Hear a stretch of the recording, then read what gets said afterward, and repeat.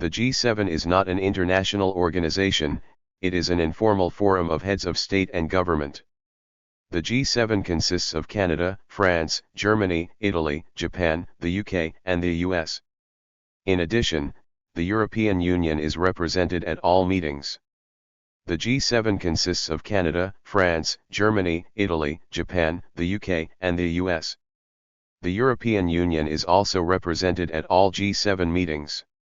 The heads of state and government of these countries formulate joint positions on global policy issues when they meet for annual summits.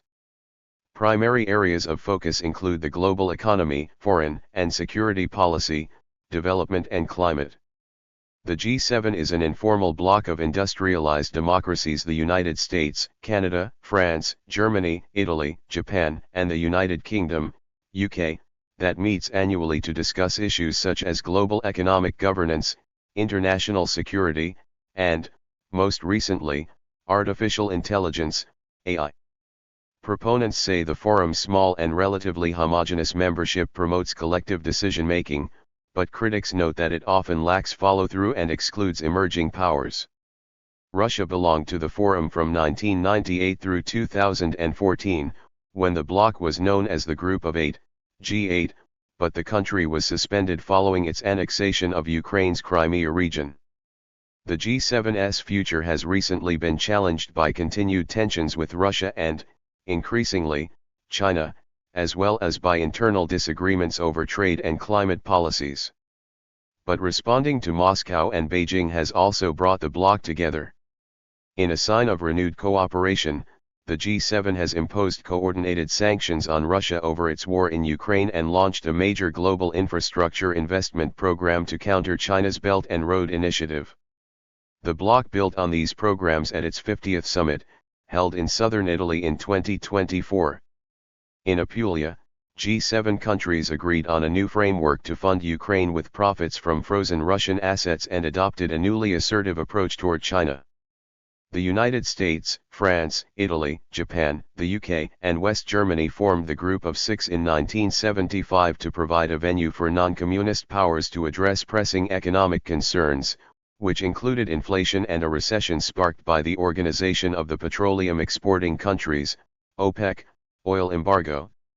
Canada joined the following year, and Cold War politics invariably entered the group's agenda.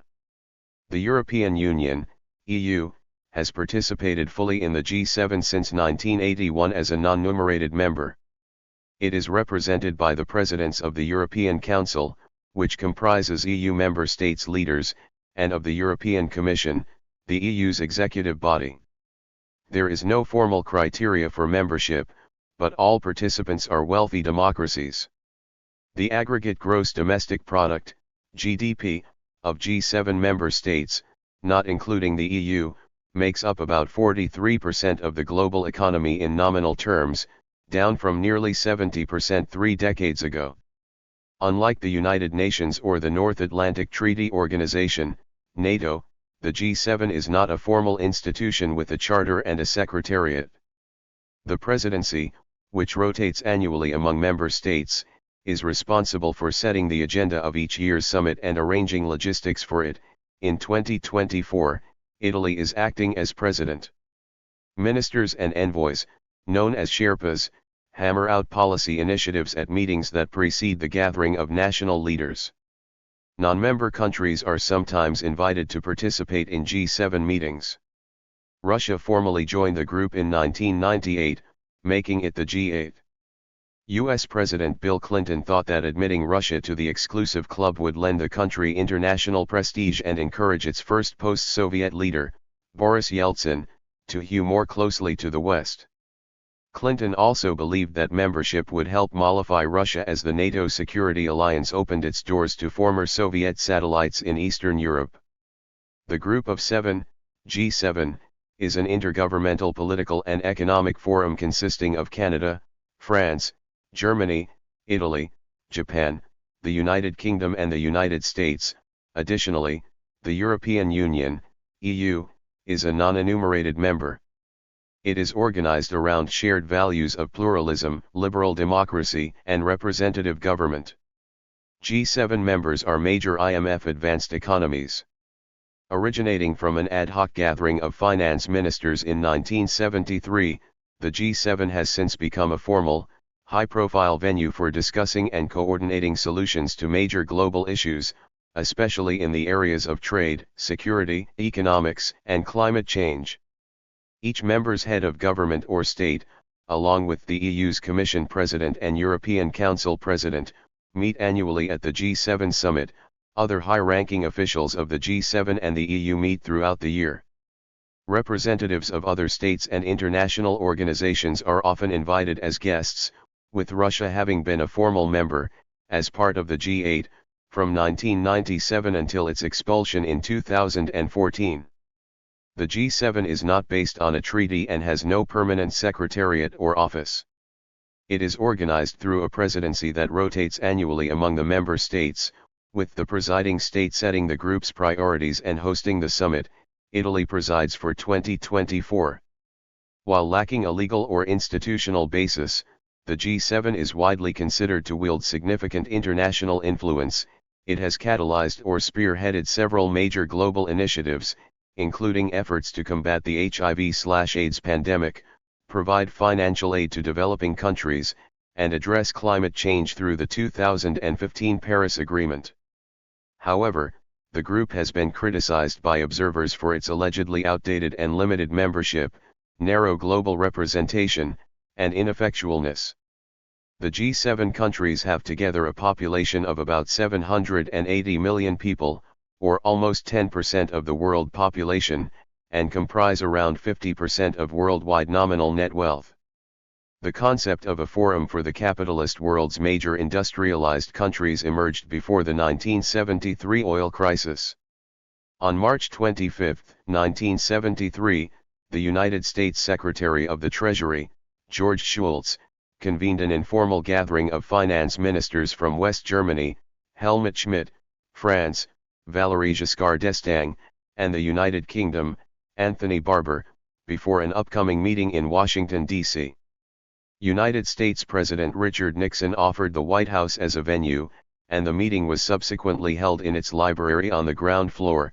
The original group of four consequently became known as the Library Group.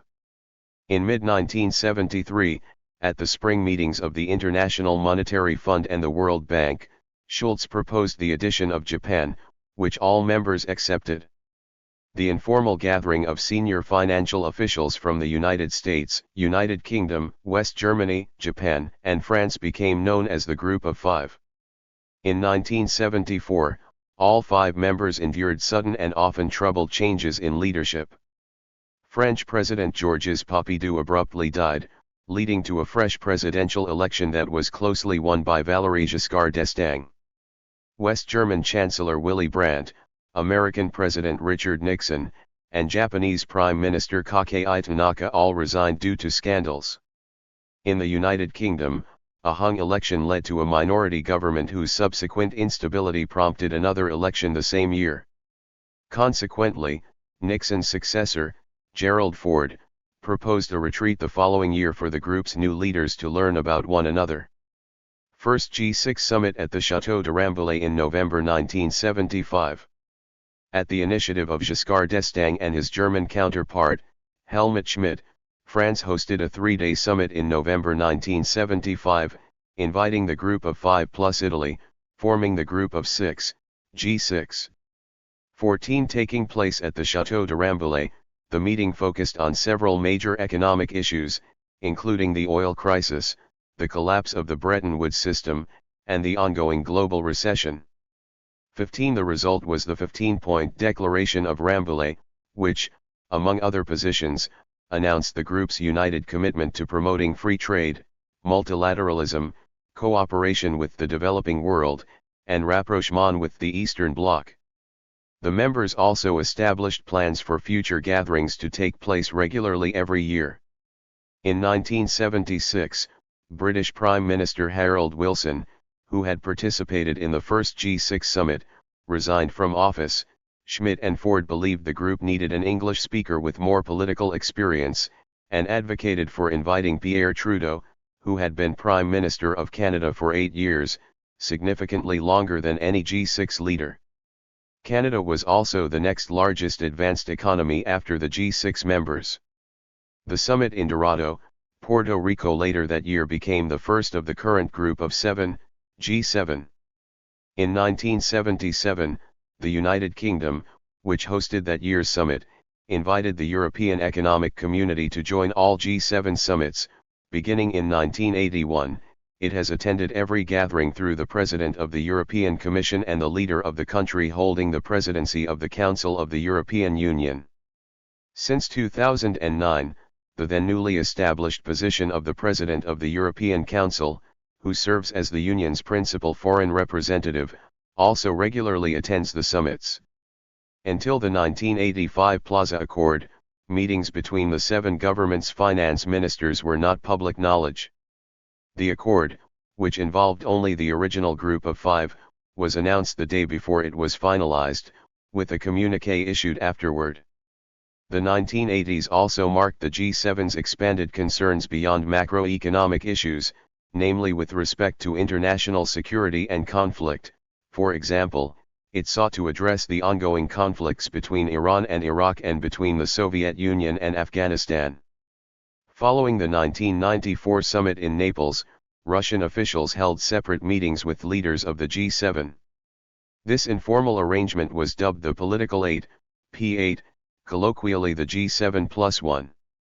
At the invitation of the G7 leaders, Russian President Boris Yeltsin was invited first as a guest observer, and later as a full participant.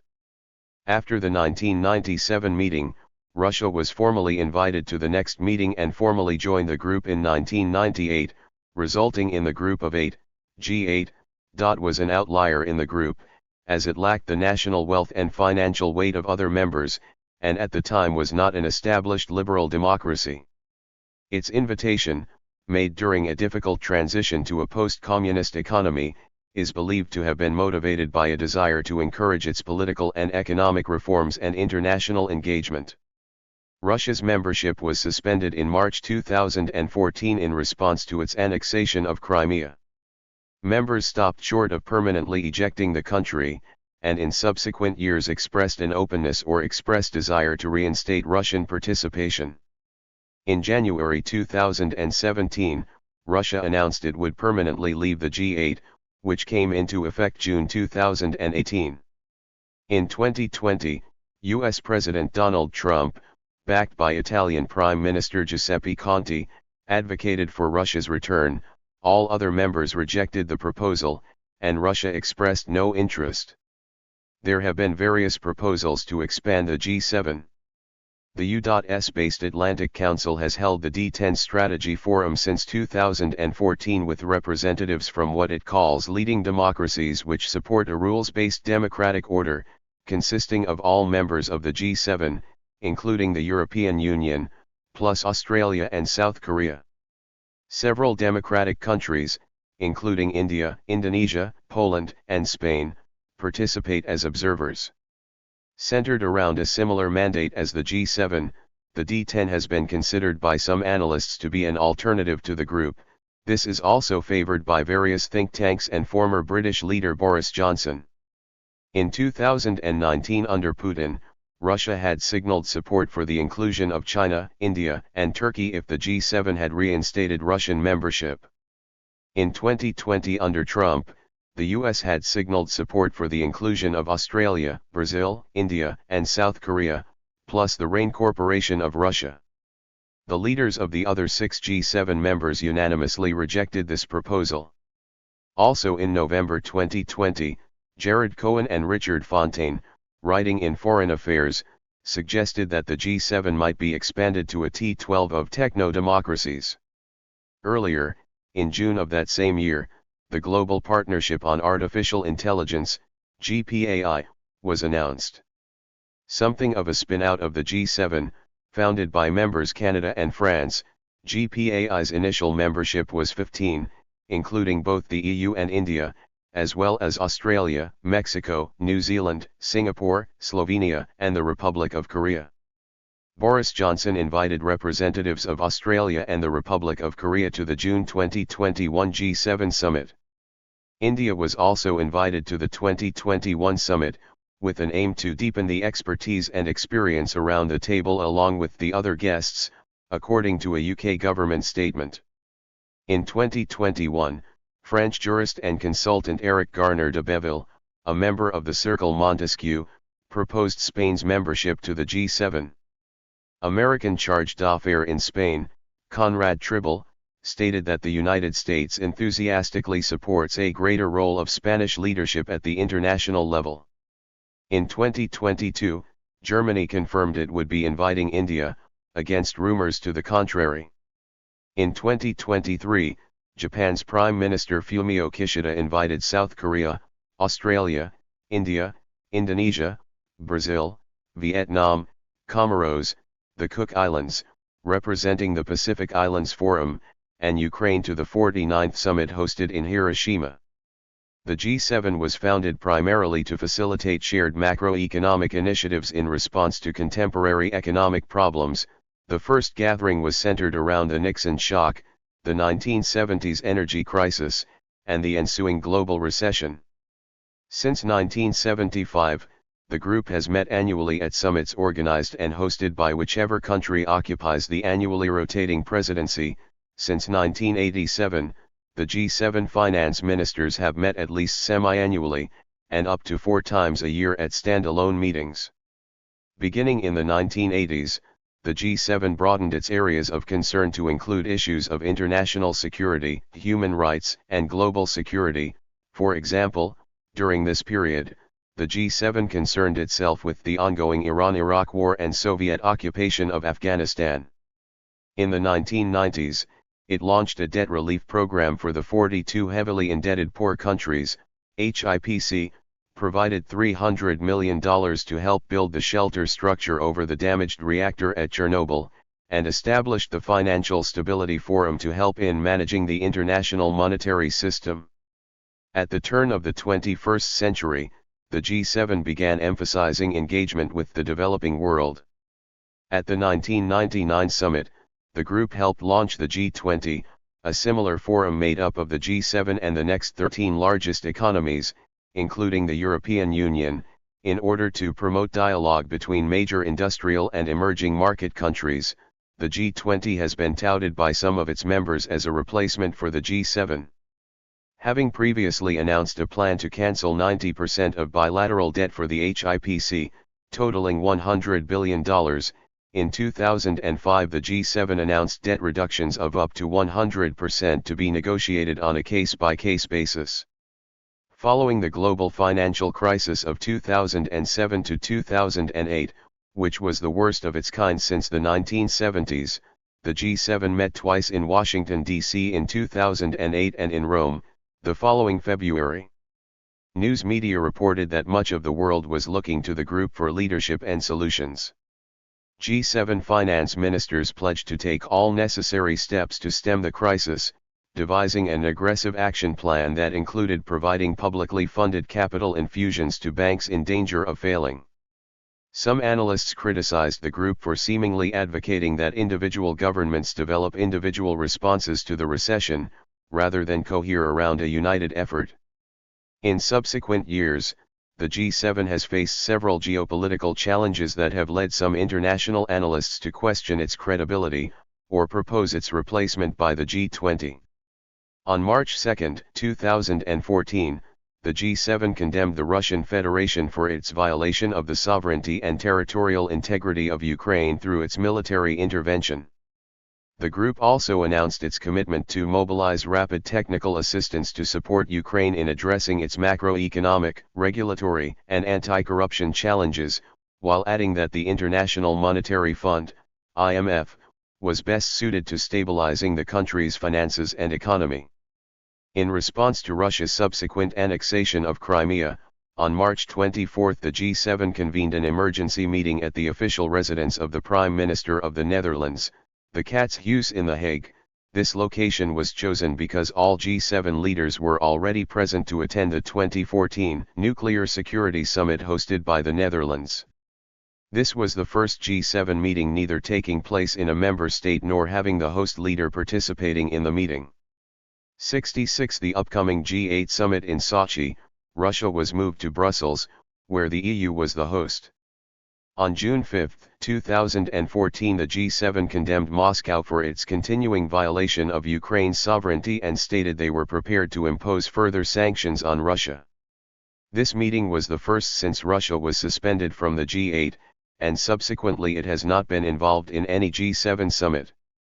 The G7 has continued to take a strong stance against Russia's destabilizing behavior and malign activities in Ukraine and elsewhere around the world, following the joint communiqué from the June 2021 summit in the U.K. The group also called on Russia to address international cybercrime attacks launched from within its borders, and to investigate the use of chemical weapons on Russian opposition leader Alexei Navalny. The June 2021 summit also saw the G7 commit to helping the world recover from the global COVID-19 pandemic, including plans to help vaccinate the entire world, encourage further action against climate change and biodiversity loss, and promote shared values of pluralism and democracy. In 2022, G7 leaders were invited to attend an extraordinary summit of NATO called in response to the 2022 Russian invasion of Ukraine. On April 2024, the G7 countries agreed to close all coal power plants in 2030 to 2035 unless their greenhouse gases will be captured or the countries will find another way to align their emissions with the 1.5-degree pathway. The annual G7 summit is attended by each member's head of government. The member country holding the G7 presidency is responsible for organizing and hosting the year's summit. The serial annual summits can be parsed chronologically in arguably distinct ways, including as the sequence of host countries for the summits has recurred over time and series. Generally, every country hosts the summit once every 7 years. Besides a main meeting in June or July, a number of other meetings may take place throughout the year. In 2021, for example, 7 tracks existed for finance, 4 to 5 June 2021, environmental, 20 and May 21, 2021, health, 3 to 4 June 2021, trade, 27 to 28 May 2021, interior, 7 to 9 September 2021, digital and technology, 28 to 29 April 2021, development, 3 to 5 May 2021, and foreign ministers.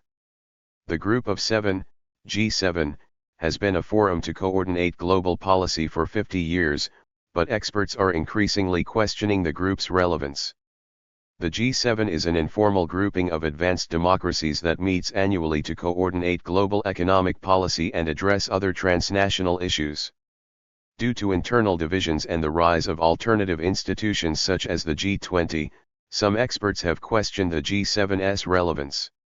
Russia was once a member, but Moscow's full-scale invasion of Ukraine has deepened challenges for the bloc. Thank you for watching this video.